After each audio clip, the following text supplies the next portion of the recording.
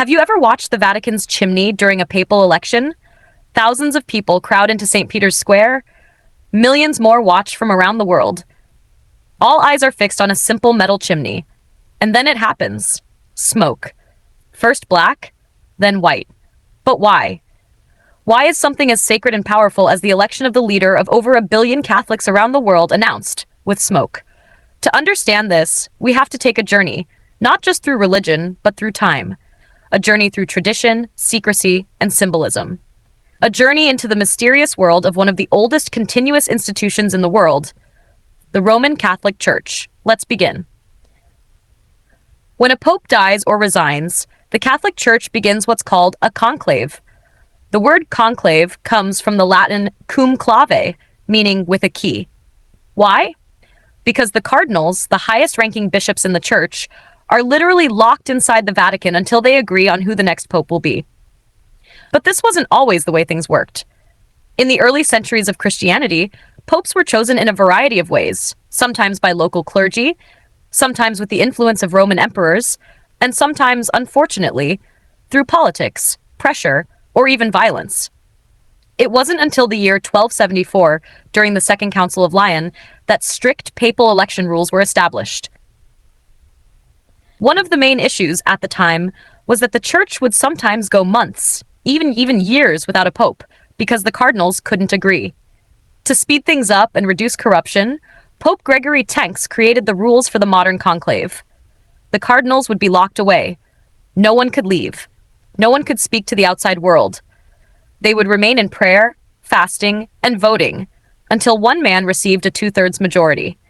Now back then, there were no TVs, no Twitter, no Vatican live streams.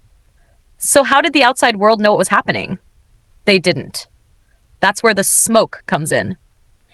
To let the world know the outcome of each voting session, the church began burning the ballots. If no pope had been chosen, if no cardinal had reached the required majority, the ballots would be burned with a chemical substance that produced black smoke.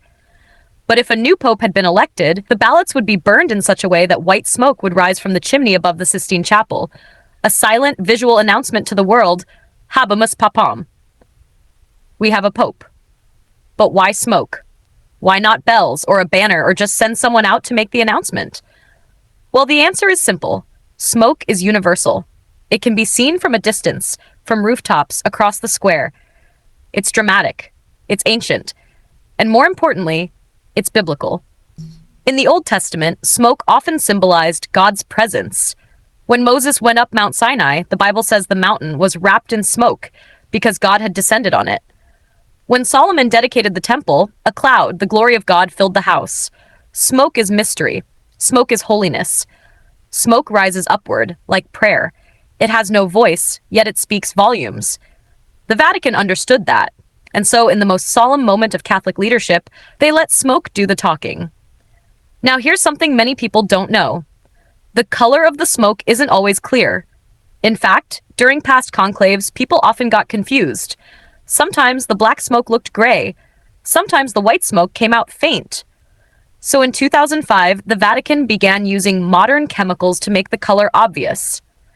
Black smoke is made by adding substances like potassium perchlorate and carbon. White smoke is created with a mix of lactose, chlorate, and pine resin, a formula that ensures the smoke is bright, billowy, and unmistakable.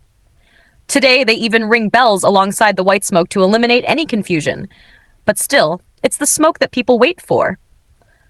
That moment, that plume, is what signals history being made.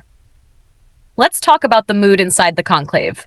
There are no cameras, no reporters, no contact with the outside world. Just 120 cardinals, praying, discerning, voting. Each day, ballots are held in secret. After each vote, the ballots are collected, counted, and then burned, twice in the morning, twice in the afternoon. If no pope is chosen, black smoke.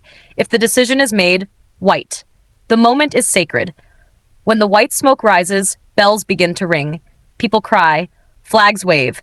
And then a cardinal steps onto the balcony of St. Peter's Basilica and declares the famous words, Annuncio vobis gaudium magnum, Habemus Papam. I announce to you a great joy. We have a pope. The crowd roars, the cameras flash, and a new chapter begins. But the smoke, it remains one of the most enduring symbols of Catholic tradition. In an age where everything is digital, fast, and live streamed, this one ritual remains rooted in the ancient. Smoke, rising like incense. Smoke, carrying centuries of tradition. Smoke, telling the world that God still guides his church. It's simple, it's silent, and it's unforgettable. So the next time you see that chimney on your screen and that mysterious smoke curling into the Roman sky, know that it's not just tradition. It's a whisper from history, a breath of sacred ceremony, and a signal that once again, the church has spoken. Would you like